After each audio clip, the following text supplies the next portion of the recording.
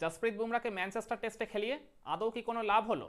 তার থেকে যে সার্ভিসটা প্রত্যাশিত ছিল তার ন্যূনতম ছিটে ফোটাটুকু কি তিনি ডেলিভার করতে পেরেছিলেন?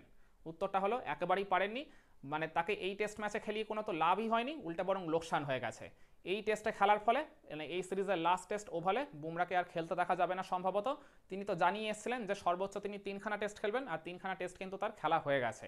তো মানে এই যে এখন লাস্ট টেস্টটা ওভালে ভারত খেলবে, একেবারে মরণ বাচন ম্যাচ, যে পার্টিকুলার ম্যাচে জয় পাওয়া ছাড়া আর কোনো অপশান নেই। মানে জিতলে তবেই আমরা এই সিরিজটা বাঁচিয়ে মানে ড্র করে ফিরতে পারবো।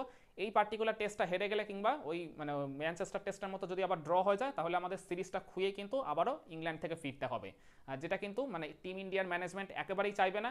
তো এই জায়গায় আমি মনে করি বুমরাকে ম্যানচেস্টার টেস্টের একাদশে রাখার আগে ভারতের টিম ম্যানেজমেন্টের আরও একটু ভালো করে ভেবে দেখা উচিত ছিল যে বুমরার ফিজিক্যাল কন্ডিশনটা আদৌ আপ টু দ্য মার্ক পর্যায়ে ছিল কিনা।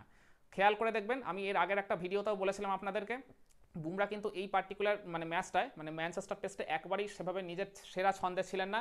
মানে তার বলের গতিবেগ কিন্তু অনেক কমে গেছিলো, তার অ্যাভারেজ স্পিডই ছিল ওই 125 থেকে 30।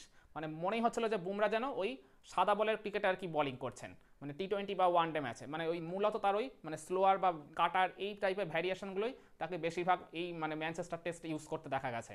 আর যেটা নিশ্চয়ই এই ইংল্যান্ডের কন্ডিশনে একেবারেই মানানসই নয়। এই কন্ডিশনে একবারে র পেসের সাথে বল মুভমেন্ট, মানে যেটা পার্টিকুলারলি পেস বোলাররা মানে সবসময় করতে মুখিয়ে থাকে। তো এই কাজটা করার জন্য পেসারদের কিন্তু ওই জায়গায় আর কি মানে আপ টু দ্য মার্ক পর্যায়ে পেসটা জেনারেট করতে লাগে, আর সেটাই কিন্তু বুমরা এই পার্টিকুলার টেস্ট ম্যাচটা সেভাবে ডেলিভার করতে পারেননি। তার ওই যেহেতু ওয়ার্কলোড ম্যানেজমেন্ট বা ইঞ্জুরি ম্যানেজমেন্টের একটা কনসার্ন রয়েছে, ওই কারণে তিনি নিজের শরীর বাঁচিয়ে এক প্রকার বলতে গেলে বোলিং করেছেন। আর যে ব্যাপারটা কিন্তু ভারতের মানে অনেক সাবেক ক্রিকেটারের চোখে কিন্তু পড়েছিল। মোহাম্মদ কাইফও এই ব্যাপারটা নিয়ে কিন্তু কথা বলেছিলেন কয়েকদিন আগে, যে বুমরাকে তিনি দেখছেন যে যেভাবে আর কি শরীর বাঁচিয়ে বল করছেন, তাতে করে বুমরার এইভাবে কিন্তু টেস্ট খেলা কখনোই উচিত নয়। বুমরার মানে যদি আর কি কন্টিনিউ করতে না পারেন, তাহলে তার টেস্ট ফরম্যাট থেকে সরে যাওয়া উচিত। আমি কাইফের এই কথাটার সাথে পুরোপুরি একমত নই, কিন্তু আবার একেবারেই যে তার কথাটা ফেলে দেওয়া যায় সেরকমও কিন্তু নয়। মানে বুমরা এই সিরিজের আগে কিন্তু তিনি বলেই এসেছিলেন যে তিনি সর্বোচ্চ 3খানা টেস্ট খেলতে পারবেন। তো ভারতের সিলেকশন প্যানেল সেটা জেনেই কিন্তু বুমরাকে এই মানে সিরিজের স্কোয়াডে রেখেছিল। তো সেখানে যখন বুমরাকে এই টেস্ট ম্যাচে নির্বাচন করা হলো একাদশে, আমার মনে আছে এই মানে ম্যানচেস্টার টেস্টের ওই 1 বা 2 দিন আগে মোহাম্মদ সিরাজ প্রেস কনফারেন্সের সামনে নিশ্চিত করেছিলেন যে বুমরা এই টেস্টের একাদশে থাকছেন। তো মানে লর্ডস টেস্টের পর এই ম্যানচেস্টার টেস্টের মাঝে কিন্তু 8 থেকে 9 দিনের একটা গ্যাপ ছিল। তো আমরা ভেবেছিলাম যে এই 8 থেকে 9 দিনের গ্যাপে হয়তো বুমরা তার ওই রিকভারিটা ঠিক মতো করে নিতে পারবেন। তো সেইভাবেই মানে ভারতের টিম ম্যানেজমেন্ট তাকে হয়তো বা খেলিয়েছিল, কিন্তু নিজের শরীরের কন্ডিশনটা তো জসপ্রীত বুমরা সবচেয়ে ভালো মতো জানতেন।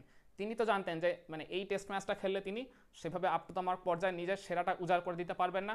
তার ওই ইঞ্জুরি কনসার্নের ভয় তাকে আর কি ওই মানে গা বাঁচিয়ে বোলিং করতে হবে। তো আমার মনে হয় বুমরার কিন্তু তার নিজের মতামতটা ডেফিনেটলি ভারতের টিম ম্যানেজমেন্টকে মানে ওই ক্যাপ্টেন আর কোচকে বা ওই সিলেকশন প্যানেলের হেডকে জানানো উচিত ছিল। তিনি বলতেই পারতেন যে আমি ম্যানচেস্টার টেস্টে খেলতে পারবো না, বা খেললেও নিজের সেরাটা দিতে পারবো না, তাহলে আমার আরেকটু বিশ্রাম প্রয়োজন। ওই জায়গায় আমি ওভাল টেস্টে একবারে পুরোপুরি সুস্থ হই, একবারে ওই লাস্ট টেস্টটা খেলতে নামবো। মানে আমি কিন্তু নিজেও ব্যক্তিগতভাবে চেয়েছিলাম যে বুমরা ম্যানচেস্টার টেস্টে খেলুন, কারণ ম্যানচেস্টার টেস্টটা ভারতের জন্য কিন্তু খুবই ভাইটাল ছিল। এই ম্যাচটাও যদি হেরে যেত টিম ইন্ডিয়া, তাহলে কিন্তু এই জায়গা থেকে সিরিজ আমরা খুঁয়েই ফেলতে পারতাম। তো এখানে ডেফিনেটলি বুমরার সার্ভিসটা খুবই প্রয়োজন ছিল, কিন্তু তারপরেও এখানে একটা অপশান ছিল যে এই টেস্ট ম্যাচটা ভারত যদি ড্র করতে পারে, তাহলে আমরা লাস্ট টেস্ট ম্যাচটা গিয়ে একটা অপশান থাকবে মানে জয় পেয়ে ওই জায়গায় সিরিজটা ড্র করার। মানে হিসাব মতো এই জায়গায় আমরা একটা অপশান পেয়েছিলাম, কিন্তু লাস্ট ম্যাচে আমরা কিন্তু সেই অপশানটা পাবো না। ওখানে জয় ছাড়া আর আদার্স কোনো অপশান নেই সিরিজ বাঁচাতে গেলে। তো এই মানে ম্যানচেস্টার টেস্টের থেকেও দেখা যাচ্ছে এখন ওভাল টেস্টটা খুবই ভাইটাল হয়ে গেছে। আর ম্যানচেস্টার টেস্টে বুমরা খেলেও যখন আলটিমেটলি কোনো লাভ হয়নি, আমরা তো ড্র করেছি এক প্রকার বুমরা সাহায্য ছাড়াই। বুমরা 33 ওভার বোলিং করেছেন, মানে বোলিং ইকোনমি হয়তো ঠিকঠাকই রয়েছে মোটামুটি, তারপরেও এটা বুমরা সুলভ একবারে পারফরমেন্স হয়নি আমি বলবো। তারপরেও আর কি 2টা উইকেট তুলেছিলেন তিনি। মানে তার বোলিংয়ে সেভাবে আর কি র পেস তো ছিলই না সেভাবে, মানে আপ টু দ্য মার্ক পর্যায়ে মুভমেন্টও খুব একটা চোখে পড়েনি আমাদের। ওই কারণে ইংল্যান্ডের ব্যাটাররা কিন্তু তার এগেনস্টে খুবই কমফর্টেবলি খেলেছে, পার্টিকুলারলি অলি পোপ আর জরুর যখন ওই পার্টনারশিপটা গড়ে তুলেছিলেন, বুমরাকে কিন্তু তারা একেবারে সাবলীলভাবে খেলেছেন, শর্টসও নেগোশিয়েট করেছেন। আবার মানে একেবারে বলতে গেলে মানে কোনো রকম থ্রেট তারা ওই জায়গায় পায়নি বলতে গেলে বুমরার থেকে। এর পরবর্তীতে স্টোকসও কিন্তু বুমরার এগেনস্টটা যথেষ্ট ভালোভাবে খেলেছিলেন। তো সেই কারণেই আমি বলছি বুমরাকে এই জায়গায় মানে ম্যানচেস্টার টেস্টের একাদশে ফাইনালি সিলেক্ট করার আগে ভারতের টিম ম্যানেজমেন্টের কিন্তু বুমরার মতামতটা আমার মনে হয় আরেকটু বেশি করে নেওয়াটা উচিত ছিল। বুমরাও হয়তো মানে তিনি বুঝতে পেরেও যখন আর কি দেখছিলেন যে ভারতের এই পার্টিকুলার টেস্ট ম্যাচটায় মরণবাচন টেস্টে তার সার্ভিসটা খুব বেশি করে প্রয়োজন, ওই জন্য তিনি আধা ফিট অবস্থাতেও আর কি সেভাবে ভারতের টিম ম্যানেজমেন্টকে কিছু বলেননি ওই দেশের কথা ভেবেই। তো আমি ওই জায়গায় এই কারণেই বলছি যে ভারতের টিম ম্যানেজমেন্টের এই আলটিমেট কলটা নেওয়ার আগে বুমরার সাথে একবার ভালো করে আলোচনাটা করে নেওয়া উচিত ছিল যে বুমরা তার নিজের শরীরটা কেমন ফিল করছেন। মানে তার শরীরের ঊর্ধ্বে তো কিছু নেই, তার শরীর যদি পুরোপুরি ফিট না থাকে তাহলে তো তিনি ডেফিনেটলি বেস্ট আউটপুটটা ডেলিভার করতে পারবেন না, আর সেটাই তো মানে বাস্তবে দেখা গেল। আর এমন তো নয় যে বুমরার ক্যারিয়ারটা শুধু এই পার্টিকুলার একটা সিরিজেই আবদ্ধ থাকবে, এখনও তো তাকে মোটামুটি 5 থেকে 6 বছর খেলতে হবে দেশের জার্সি গায়ে। কারণ খেয়াল করে দেখবেন ওই লিডস টেস্টের পরও কিন্তু 8 থেকে একটা 9 দিনের গ্যাপ ছিল ওই এজবাস্টন টেস্ট শুরুর আগে, কিন্তু তারপরেও ভারতের টিম ম্যানেজমেন্ট তাকে ওই টেস্টটায় বিশ্রাম দিয়েছিল। আর তারপরে দেখুন লর্ডস টেস্টে যখন বুমরাকে খেলানো হয়েছিল তিনি কিন্তু তার বেস্ট আউটপুটটা ডেলিভার করেছিলেন, 5 উইকেটও শিকার করেছিলেন ইনিংসে, ইংল্যান্ডের ব্যাটারদের জন্য যথেষ্ট থ্রেট হয়ে উঠেছিলেন।